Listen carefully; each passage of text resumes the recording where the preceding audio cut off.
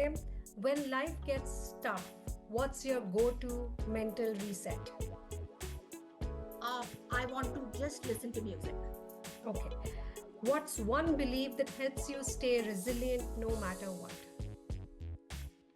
I will keep growing. I will be adaptable. Okay. Describe resilience in one word. One word nahi. The courage to be soft. Okay, sentence. The courage to be soft. A moment when you almost gave up but didn't. What helped you stay? The rosy life ahead. I just pictured everything is going to be fine. Personal experience है. एक बहुत major बीमारी से गुजरी और एक ही believe था, अल्लाह ताला ने कहा मैं तुम्हें उतनी तकलीफ दूंगा जितनी तुम सह सकते. That was my belief. Okay. One daily habit that protects your peace. Reading. I read. Reading. Azra, क्या मैसेज देना चाहेंगे? कराची वाले, आप भी कराची में रही हैं. सड़कें टूटी हुई हैं, रास्ते खराब हैं, पागलों की तरह गाड़ियां चल रही होती हैं. How do you react?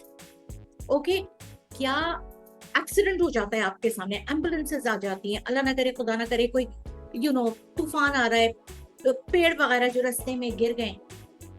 This is where your mental resilience comes इन.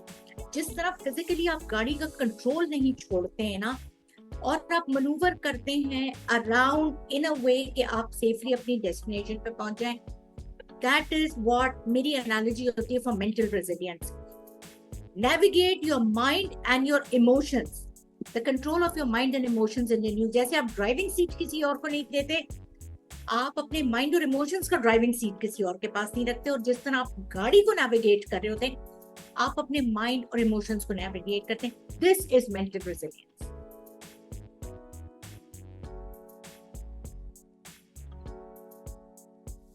ये मुझे बताइए कि जब आप बर्नआउट से गुजर रहे होते हैं या जब आप एक इमोशनल एक ट्रॉमा से गुजर रहे होते हैं, तो स्टेइंग स्ट्रॉन्ग का मतलब क्या होता है? Like what I have describe, that is staying strong. वो रेजिलियंस क्या होती है उस वक्त? अच्छा, तो बिस्वा, एक तो ये आप जैसे लोगों का कसूर है, आप लोगों ने खराब किया हुआ है ऑर्गेनाइजेशंस को.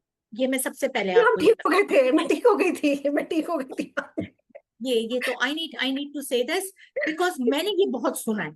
Okay, I used to come back from work, 7-7:30 बज जाते थे तुम्हारी तरह, ठीक है. Even when I was much older than you, and my dad who used to live with me, he used to say, बेटा कौन से सरकारी इदारे में लोग 7-7:30 बजे तक काम करते हैं, राइट? और फिर मुझे आगे से सुनना पड़ता था, इदारे का मसला नहीं है, तुम्हारा मसला है. So it's people like us. अच्छा, having said that, it's not something to be proud of. बिल्कुल. जो हम कहते हैं, oh my God, हम बड़े, एक जमाने में हमें बड़ा सिखाया जाता था, इंटरव्यू में जाके बोलो, कोई बोले ना तुम्हारी नेगेटिव वर्ड क्या, तो बोलो I'm a workaholic. Now that is not considered very positive. Like you said, what is the impact that it leaves, or what is the pressure it leaves? तुम्हारे और मेरे और सबके मैनेजर्स इमोशनली इंटेलिजेंट नहीं होते. वो आते हैं, काम करते हैं, उसकी तनख्वाह लेते हैं, घर चले जाते हैं. उनको पता होता है बाय द बुक हमने एचआर में ये करना है, ओडी में ये करना है, लर्निंग एंड डेवलपमेंट में हमने ये इंटरवेंशन करना है, period. They are not emotionally intelligent. Grievance mechanisms बहुत सारी ऑर्गेनाइजेशंस में पेपर पे तो होते हैं, बट तुम मुझे बताओ कितनी ऑर्गेनाइजेशंस प्रैक्टिस करती हैं ग्रीवियंस मैकेनिज्म्स या whatever, right? So secondly, with professional women हमें बड़ा गिल्ट होता है. किस किस्म का गिल्ट होता है? प्रोफेशनली हमने कम्पीट करना है और अपना मेडल शो करना है. पैरेलल में हमने वो सब भी करना है जिसके लिए we are raised up to be a good mom, to be a good sister, to be a good wife, to run the household. As women हम बहुत डबल प्रेशर्स में चल रहे होते हैं, right? That is the reason हमारे अंदर वो कहते हैं ना, इम्पोस्टर सिंड्रोम बड़ा सेट हो जाता है. अगर आप किसी को पलट के कोई जवाब दे रहे हैं, oh my God, am I okay to be answering back this way? तो खवातीन में इम्पोस्टर सिंड्रोम भी बहुत ज्यादा होता है. ओ माय गॉड, अगर मैं ये बात बोलूंगी तो उनको बुरा तो नहीं लग जाएगा, या अगर मैं ये बात बोलूंगी how are people going to look at me. तो ये जो इम्पोस्टर सिंड्रोम होता है ना, ये हमारे रेजिलिएंट है हम, लेकिन अंदर ही अंदर हमें खा के उसको कर्ब कर देता है।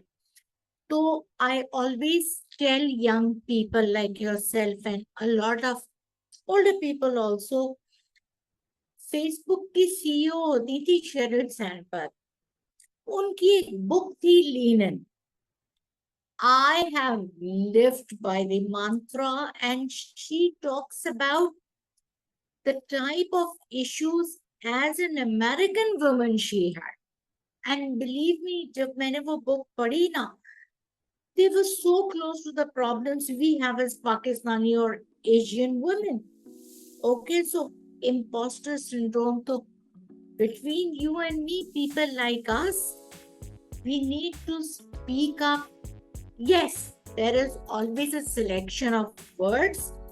We do those words. We know, इसीलिए कहते हैं ना, बोलने से पहले सोचो। वर्ड्स का सिलेक्शन बहुत इंपॉर्टेंट है। वर्ड्स के सिलेक्शन के साथ साथ आपकी टोन, आपकी delivery, that is all very important also. What you're trying to say, does it actually match what you emotionally want to say? This is very important. And you say it, एक time आता है life में, आप कहते हो आई care to shoots, जिसको जो समझना है समझे। मेरी एज में प्रॉब्लली मेरे साथ और मेरे एक्सपीरियंस में ये हो जाता है I care less type of attitude, right? But not everybody should have them and should not carry it and should not do it.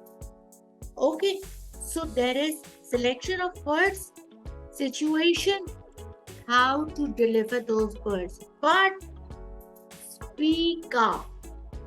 Lean-in में यही बात है, speak up, find a place at the table. No imposter syndromes.